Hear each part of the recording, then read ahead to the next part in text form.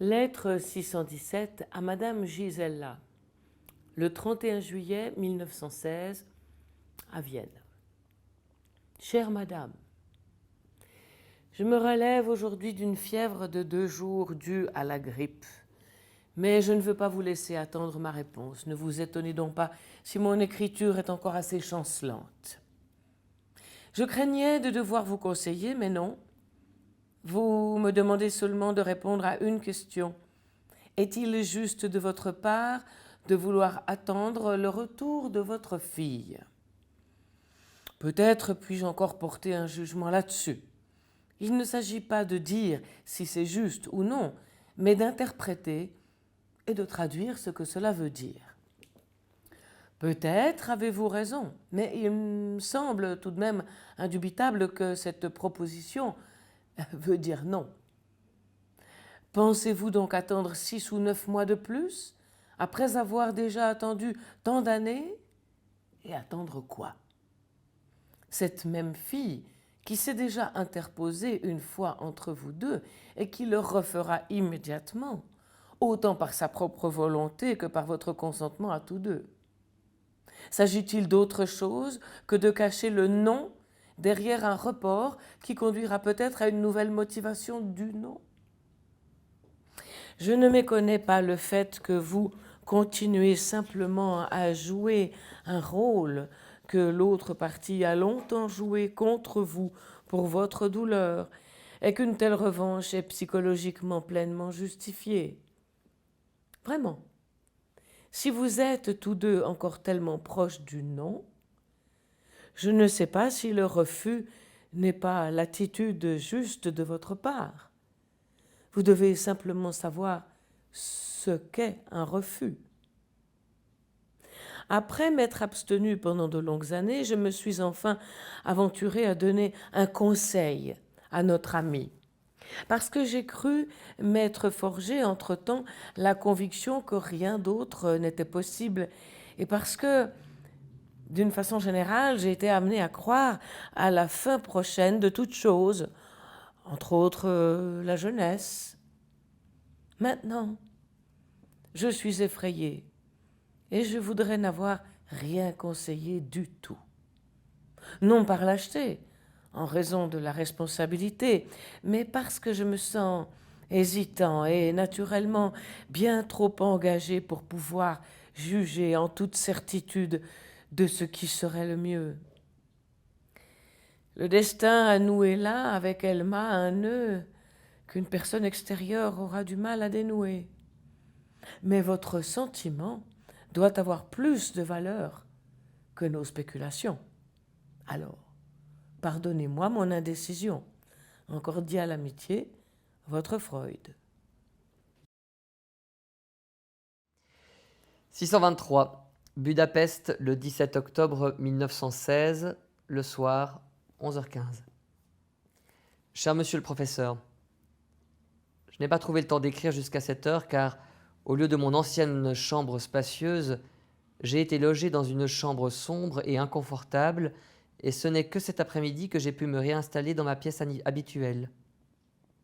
Il y avait sûrement aussi des raisons intérieures pour remettre ma lettre à plus tard, comme par exemple de vouloir laisser passer un peu de temps avant de me décider à vous faire un compte-rendu pour ne pas vous donner une fausse image de la situation telle qu'elle a évolué. Je commence par le plus important.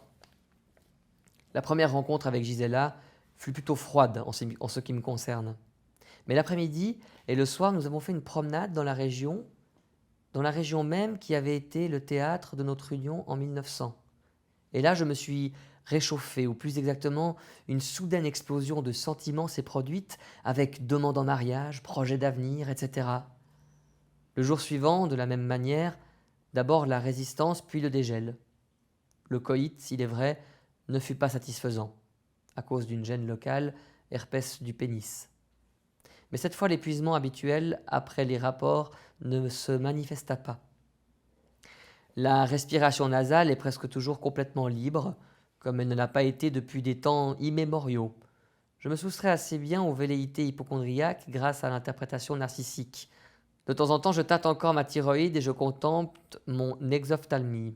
Ce qui est remarquable, C'est la diminution de la sensation de fatigue qui s'installait si rapidement autrefois et qui devait être essentiellement une hypersensibilité narcissique. La compulsion à boire et peut-être la tendance à manger vite sont bien moins prononcées qu'avant. Lorsque ces symptômes se manifestent, je peux toujours les ramener à une dépression émotionnelle actuelle. Je note que pour le moment, je n'ai pas trouvé le ton avec vous. Apparemment, le passage de l'enfant qui se confesse à l'ami qui écrit des lettres a été trop rapide. Je me permets donc, du moins pendant un temps, d'associer librement, et ce que je veux taire finira bien par sortir. Mais est-ce que je veux taire quelque chose? Je devrais en avoir déjà fini avec mon analyse, n'est-ce pas? Du moins, c'est ce que vous dites. Moi aussi, je note les progrès, mais je ne suis toujours pas tout à fait capable d'agir. Je m'arrête avec ce genre d'association libre. Celle-là non plus ne conduit pas au but. J'essaierai plutôt de continuer à rendre compte en résumant. J'ai failli oublier le plus important. Gisela a fait quelques difficultés lorsque j'ai parlé d'un projet de mariage. Elle veut, comme elle dit, assurer un foyer à Elma, qui pourrait éventuellement se séparer de son mari et revenir en Europe, ce qui cependant n'est pas du tout vraisemblable. Son refus m'a piqué au vif et poussé à insister plus vigoureusement. Mais lorsque enfin elle a cédé, je me suis un peu refroidi. La fameuse histoire, tantôt c'est lui, tantôt c'est elle, tantôt c'est le rabbin qui ne veut pas. Ce qui est frappant en tout cas, c'est que je trouve Gisela beaucoup plus jolie qu'avant. Le regard cruel et aigu sur tous les plis et toutes les rides qui témoignaient de son âge a fait place à un jugement plus clément. Dans l'ensemble, je crois que je peux définir la situation de la manière suivante. La libido s'est certes déjà un peu retirée du moi, mais elle n'a pas encore acquis la maîtrise des objets. Dans les séances d'analyse, je remarque que je porte un jugement beaucoup plus tempéré sur les cas des patients. À vrai dire, je perds aussi en partie de ce fait mon intérêt antérieur, presque passionné pour le travail analytique. C'est du moins ce que je note jusqu'à présent. C'est sûrement la conséquence du refroidissement de la relation narcissique à tout ce que j'ai accompli moi-même. Ce serait dommage, grand dommage, s'il apparaissait que je ne peux objectivement mobiliser suffisamment d'intérêt pour le travail scientifique et qu'en réalité je fais partie de ceux dont les intérêts supérieurs sont pathologiquement déterminés et dont la guérison entraîne le renoncement à certaines réalisations. Il est possible par ailleurs que ceci soit une description pas trop sombre et toujours hypocondriaque de mon état. Je vais attendre et voir ce qui se produira par la suite.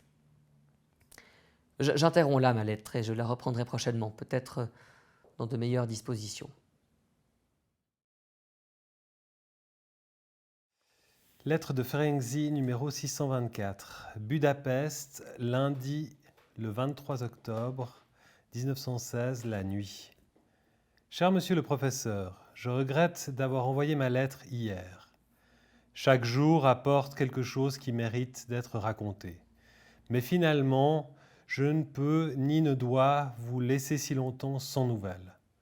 Or donc, le ton résolu sur lequel j'ai parlé hier à Gisela a produit son effet. Il semble qu'une crise se déroule en elle dont l'enjeu est choisir définitivement entre moi et Elma. Plus exactement, renoncer à choyer Elma névrotiquement, l'idolâtrer presque, alors que celle-ci l'a trompée en ma compagnie, et percevoir ses véritables intérêts personnels. Ce soir, nous étions ensemble, tous les deux très silencieux. Gisela déprimée, aussi à cause de ses règles qui commencent, mais principalement en raison de la crise psychique.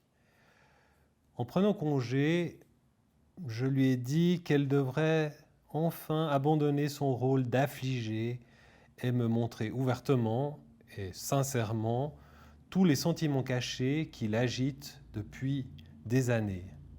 Me reprocher toutes les humiliations que je lui ai infligées, car ces dernières étaient la cause de ses hésitations et non les égards qu'elle avait pour Elma, qui n'avaient plus aucun sens.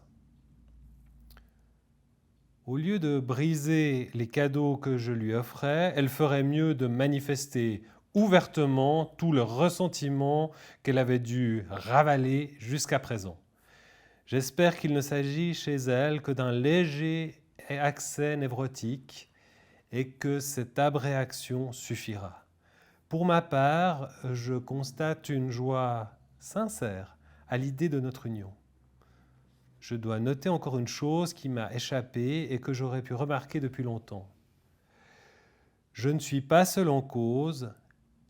Gisela aussi est devenue beaucoup plus froide dans les relations sexuelles qu'elle ne l'était auparavant. C'est seulement lorsque ce symptôme aura disparu que je pourrai être rassuré sur sa volonté sans équivoque de m'épouser. Mon aptitude au travail est toujours très médiocre. Je parle de travail indépendant, les analyses vont très bien. Monsieur le docteur Morton Jelinek, un ami de mon ethnologue Roheim, s'est fait annoncer chez moi. J'ai appris qu'il venait de votre part. N'auriez-vous pas pu le garder, vous? Avec les cordiales salutations de votre Ferenczi. Lettre 625, Vienne, le 24 octobre 1916. Cher ami, votre longue lettre est arrivée aujourd'hui juste après que j'ai envoyé la mienne. J'ai peu de choses à y ajouter. Si j'ai dit que la cure était finie, je ne pensais pas qu'elle était terminée. La manière dont vous avez enfourché le cheval du narcissisme au lieu de repérer l'identification à Géza qui renvoie le mariage avec Gisela, au lieu du fantasme comme étant déjà accompli, devait donc m'éclairer. Mais elle est finie, car elle ne peut être poursuivie avant 6 mois au plus tôt, et qu'ainsi elle se mettrait au service de l'intention névrotique de s'esquiver. Je n'ai pas reçu l'argent. Vous l'avez envoyé à la banque Verein, avec laquelle je n'ai rien à faire. Que la banque Verein ne vous en ait pas averti ou ne me l'ait pas fait parvenir n'est pas correct. Quelque part, il y a là encore un acte manqué.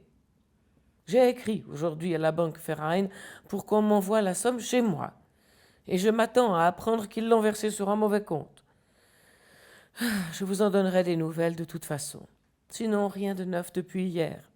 Cordiales salutations, votre Freud. Budapest, le 13 novembre 1916. Cher monsieur le professeur, je m'apprêtais déjà à faire valoir l'assèchement de mon encrier comme excuse pour remettre une fois encore la rédaction d'une lettre, mais l'idée m'est venue que cet assèchement était en soi un symptôme et de ce fait ne pouvait servir d'explication. J'écris donc, même si c'est au crayon. Pour dire tout de suite le plus désagréable, je traverse des moments torturants. Au début, c'était purement psychique, mais depuis quelque temps, les affects ont de nouveau trouvé le chemin des manifestations corporelles.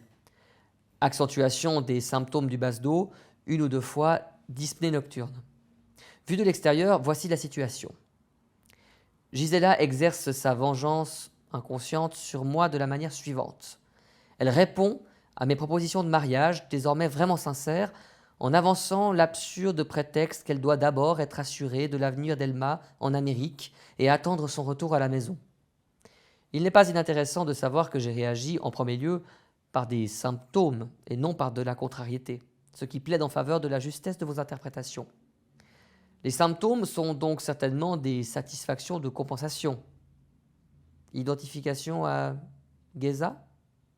Mais peu à peu, les symptômes n'ont plus été à la hauteur de cette charge, et Madame Gisela doit endurer de ma part des sorties sauvages et passionnées. Je reconnais dans ces sorties les explosions de colère, réprimées en leur temps contre ma mère, aimée d'un amour sans espoir. Le refus de Gisela a donc au moins ceci de bon, qu'il permet d'approfondir mon analyse.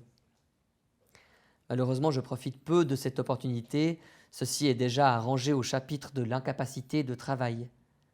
Ce dernier symptôme continue toujours à me dominer complètement, à l'exception de la pratique de l'analyse où je peux faire état des plus beaux succès.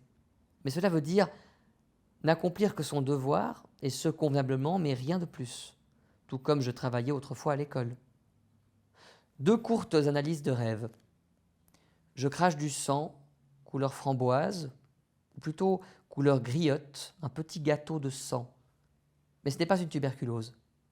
Interprétation. 1. Représentation de l'avortement provoqué, le gâteau placentaire, sur mon propre corps, punition, talion. En même temps, contribution à l'explication de ma dyspnée nocturne qui survient toujours accompagnée de sécrétions muqueuses épaisses provenant de la gorge et du nez. 2. À propos de la griotte, c'est maintenant seulement que l'origine polonaise de ma mère me vient à l'esprit. Cracher la honte du sang. À propos de framboise, la syphilis, framboisia syndrome. La dernière phrase veut escamoter la réalité de l'inceste. Cette nuit, je vois un petit garçon, une aiguille est plantée en travers de la peau de sa glabelle. Avec cela, mais ça ne fait pas mal. 1. Tout enfant, j'aimais bien me piquer des aiguilles sous l'épiderme et je me réjouissais de pouvoir réaliser cet exploit sans douleur. 2. La pelote à épingles de ma mère, avec des centaines d'épingles de toutes sortes. Interprétation, Madame Gisela répète maintenant les mauvais traitements que m'infligeait ma mère. Quand ma mère me battait, je me disais, plein de fierté et de défi, ça ne fait pas mal. 3. J'avais une tache bleue au niveau de la glabelle quand j'étais enfant. On m'a probablement taquiné, piqué pour cela. Je ne suis pas beau, c'est pour cela que ma mère ne m'aime pas. 4. Les aiguilles plantées au travers menacent de crever les yeux. Une idée surgit à ce propos. Celui qui voit les organes génitaux de la mère, on lui crève les yeux. 5. La glabelle du petit garçon est remarquablement large. Association, idiotie du type mongoloïde, déplacement de la tache mongoloïde de la région lombaire vers le haut. Pourtant, le crâne large plaide plutôt pour l'intelligence, c'est-à-dire je fais l'idiot en ce qui concerne la sexualité des parents, tout comme je dénie les souffrances que me cause ma mère. Maintenant, je vais encore essayer de voir si le rêve témoigne de l'identification à Géza, comme vous l'affirmez. Géza est bête, et il a une grosse tête. Il feint de n'avoir pas remarqué notre liaison. Ça ne fait pas mal. Il ne veut pas croire à cet inceste. Je n'en sais pas plus. Je donne de 6 à 7 séances l'après-midi de 1 à 8 heures. Le cabinet est très fréquenté. Malheureusement, les gens ne se décident pas si vite à aller à Vienne. Même la Suédoise s'est trop solidement incrustée ici et ne veut pas lâcher. J'espère que ma prochaine lettre sera meilleure et mieux écrite. Avec les cordiales salutations de Ferenczi. Donc, lettre 629, Vienne, le 16 novembre 1916. Cher ami, vous savez que je considère votre tentative d'analyse comme arrêtée. Arrêtée, pas terminée, mais interrompue par des circonstances défavorables. Si vous faisiez encore dépendre votre décision de la poursuite de l'analyse, vous mettriez celle-ci au service de l'atermoiement, ce qui n'a pas lieu d'être. Je crois avoir ainsi reconquis la liberté de vous dire ce que vous auriez pu entendre plus tôt si vous n'étiez venu en analyse, à savoir que je ne pense rien de bon de toute cette affaire et que je tiens vos hésitations pour preuve qu'il n'en sortira rien. Dernier point de repère dans le temps, Reichenau, mai 1915. Cela dit, le fait que vous réagissiez au refus de Madame Gisela en recommençant à être malade me confirme encore dans l'idée que cette histoire est mal engagée depuis longtemps et ne peut plus être redressée. Je veux dire que vous ne devez pas vous évertuer à prouver que vous le voulez malgré tout. Je ne vous croirai pas, et Madame Gisela agit très sagement à mon avis lorsqu'elle conclut de tout ce qui précède qu'elle ne doit pas s'y prêter. Naturellement, je n'ai jamais fait le moindre pas pour l'influencer. J'ai simplement prévu qu'elle agirait ainsi. J'ai vu Ignotus et je lui ai promis un article pour sa revue. Je vais le commencer d'ici peu. Nous attendons Sophie avec son enfant demain matin. Après, ce sera de nouveau plus tranquille. Je suis arrivée à la fin des conférences. Depuis, les consultations ont augmenté, même si ce ne sont pas toujours des cas de longue durée. Il était à prévoir que tous les Hongrois n'auraient pas le temps de venir à Vienne pour leur traitement. C'est pourquoi je n'ai pas réagi quand, dans votre avant-dernière lettre, vous m'avez fait part de vos efforts. Si la guerre dure encore indéfiniment, tout le reste perd de son importance. Il y a de bonnes nouvelles des garçons. Oli passera quelques jours de liberté ici avant son incorporation le 1er décembre. À Cracovie, Ranke semble de nouveau très déprimé. Peut-être est-il très gêné matériellement. C'est vraiment dommage pour lui. Je vous salue cordialement et j'espère que vous me répondrez bientôt en ayant fait table rase. Votre Freud. Lettre 631, le 26 novembre 1916 à Vienne. Cher ami, je ne veux pas laisser longtemps votre lettre sans réponse. Il me semble que vous vous servez maintenant de l'analyse pour embrouiller vos affaires, comme vous l'avez utilisé jusqu'à présent pour les faire traîner. Votre conduite se résume par ce mot du poète. Si l'on veut refuser, c'est en vain que l'on parle. De tout ce qu'on dit, l'autre ne retient que le nom. Que Madame G partage pleinement ma conviction, cela ressort de son refus qui n'est certainement pas névrotique. Il reste de votre devoir de retrouver votre santé et votre capacité de travail, car dans ces circonstances, il n'y a guère de plaisir d'amour à espérer. Je ne comprends pas comment la libération d'une contrainte à épouser Madame Gisela a pu agir sur vous de façon aussi bienfaisante. On ne perçoit en effet aucune contrainte de ce genre d'un côté ou de l'autre. Peut-être parliez-vous de la contrainte au coït ? Il semble que vous en faites beaucoup trop avec votre baisse de haut. Sophie est ici avec l'enfant depuis le 17 au matin. Oli est venu 2 jours après. J'écris en ce moment pour Ignotus un essai qui me donne un peu trop de mal. Cordiales salutations de votre Freud. Lettre de Ferenczi numéro 632. Budapest, le 27 novembre 1916. Cher monsieur le professeur, je m'en tiens à cette sorte de compte-rendu en forme de journal. La récapitulation des événements ne sert pas seulement à l'information, mais aussi à l'auto-analyse. Vendredi le 24 a eu lieu ma dernière rencontre avec Gisela. Après des adieux plus qu'agités, je me suis séparé d'elle pour 4 semaines. Elle a été douce, délicate et bonne, comme toujours. Après une nuit un peu plus calme et une matinée supportable, bien qu'apathique, sont venues des heures de profonde tristesse. Le soir, je suis allé au club, mais j'ai trouvé tous les hommes et toutes les femmes ennuyeux. En moi résonnait sans cesse une musique profondément triste. Passé le dimanche avec un ami peintre et Ignotus. J'ai dû me forcer à la conversation. Je vois à quel point tout intérêt de ma part, humain autant qu'intellectuel, était concentré sur Gisela. Il va falloir se donner de la peine pour restaurer en partie les relations avec le reste de l'humanité. Aujourd'hui, humeur changeante. J'ai tenté de déplacer la névrose sur le terrain physique, l'hypocondrie, mais je me suis surpris moi-même en flagrant délit. J'ai néanmoins une tachycardie permanente. La maladie physique devrait me forcer à retourner en traitement auprès de vous. J'ai réussi à tempérer passagèrement la perturbation violente dans la gestion de la libido en pensant que dans 4 semaines, je pourrais de nouveau avoir Gisela. J'ai résisté au désir de raccourcir ce délai. Une faim et une soif insatiables, un dégoût pour les activités intellectuelles constituent les autres symptômes. La libido génitale se tait. Il devait y avoir quelque chose d'obsessionnel dans le caractère exclusif de mon attachement à Gisela. Mais 2 cas restent toujours possibles. Ou bien il s'avère que le principal était la contrainte derrière laquelle il n'apparaît plus d'amour véritable, ou bien il reste assez de cet amour pour me permettre de vivre une vie aux côtés de cette femme incomparablement aimable.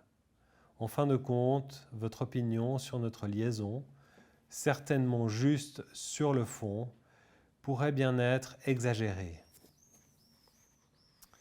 La résistance que j'éprouve à analyser un court rêve survenu après notre séparation justifie cette tentative d'analyse.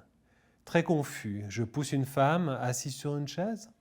Je la pousse par la fenêtre. Elle flotte dans l'air devant la fenêtre, au-dessus du milieu de la rue. Elle ne tombe pas. Gisela aussi est dans la pièce. Près de la porte, je vois le visage amer, méchant et un peu boursouflé de Titi Nenni. Le fait de jeter dehors s'explique par ce qui est arrivé. Il est également certain qu'Augustine, la meilleure amie, presque la mère de Gisela, va me haïr dans le cas d'une séparation. Mais l'idée me vient qu'ainsi je détourne sur moi l'hostilité qui règne entre Geza et Augustine. Je veux donc toujours être l'époux de Gisela. Peut-être ne la repoussai-je que parce qu'elle m'avait trompé, moi, Geza, avec un étranger, le docteur Ferenczi. Il s'ensuit donc, ce dont je me doute par ailleurs, qu'il ne nous manque que la légitimité, rien d'autre. Ce n'est pas le visage d'Augustine qui est boursouflé, mais le pied de mon beau-frère qui, mortellement malade, se trouve dans une clinique d'ici. Augustine doit mourir, c'est la devise de Geza. Il prie pour cela tous les jours. Je pense toujours que cela pourra s'arranger à condition que je sois bien sage et que j'accepte tout ce que vous me prescrivez. C'est sous cette forme sarcastique que l'idée m'est venue. Mais la chaise aussi, sur laquelle flotte la femme, a son origine dans une conversation concernant le rapatriement de mon beau-frère chez lui. Ainsi, Gisela, condamnée à mort également. Je sacrifie donc toutes les femmes pour l'amour du Père, mais je me venge après coup du Père lui-même. C'est un sarcasme. La relation hostile à Geza doit avoir particulièrement perturbé la relation avec Gisela. J'ai surestimé mon courage et je l'ai exagéré compulsivement. Lorsque j'ai séduit Gisela, lorsque j'ai été en partie séduit par elle, et que j'ai maintenu cette liaison durant 16 ans. On peut se demander si je parviendrai à un sentiment de légitimité à son égard, la femme enlevée, fût-ce dans le mariage. Est-ce que la pitié pour Geza, l'identification avec lui, vont continuer à semer le trouble ? Il me semble que j'ai voulu épouser Elma pour me réconcilier avec Geza. Lettre 643 à Madame Gisela, Vienne, le 23 janvier 1917.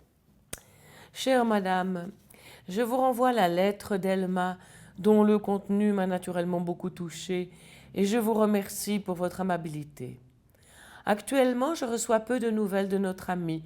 J'attends du bien, moi aussi, de son séjour dans les Tatras. Moi-même, j'en ai beaucoup supporté de sa part.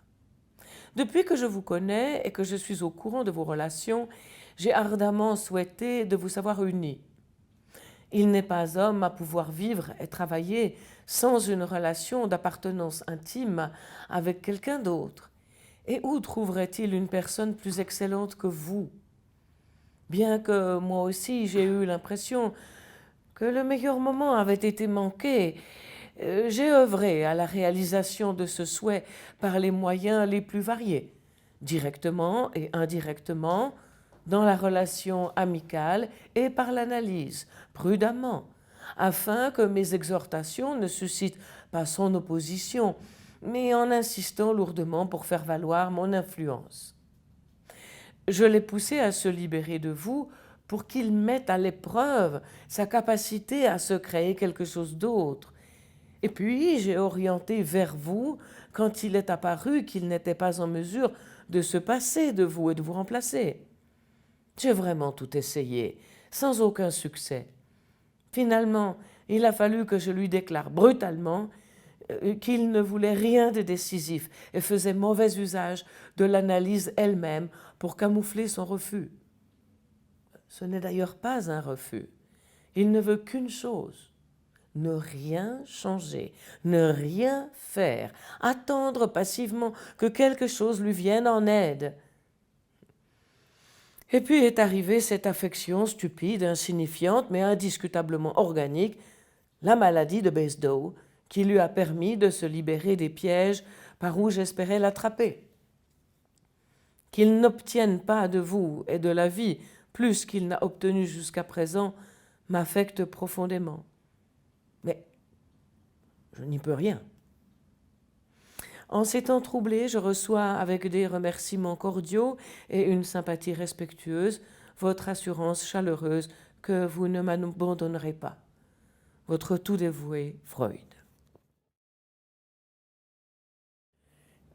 Maintenant vient la lettre 702 à Madame Gisela Xorbato, le 21 août 1917. Très chère Madame, mes meilleurs vœux de bonheur. À présent, rejetez toutes les hésitations, reliquats de temps difficiles, et passez vite aux choses sérieuses. Arrangez pour vous et pour lui une vie définitivement heureuse. Je suis terriblement content de ce dénouement facile. Nous n'avons pas déménagé à Lomnitz, mais nous avons obtenu ici une autre chambre, également avec véranda. Anna est partie pour Cottage avant-hier et a pu nous prévenir aujourd'hui par télégramme qu'elle était bien arrivée. D'un certain point de vue, cela nous arrange aussi que vous ne soyez plus dans les Tatras, car nous avons l'intention de dévorer tous les vivres ici et de passer la frontière sans rien. Les nouveaux envois ne seront donc plus acceptés. Enfin, je peux ajouter que les melons étaient un régal. Je vous écris à l'adresse de Ferenczi, car je n'ai pas la vôtre. Laissez-moi espérer que les deux adresses coïncideront bientôt. Votre plus que jamais amicalement dévoué, Freud.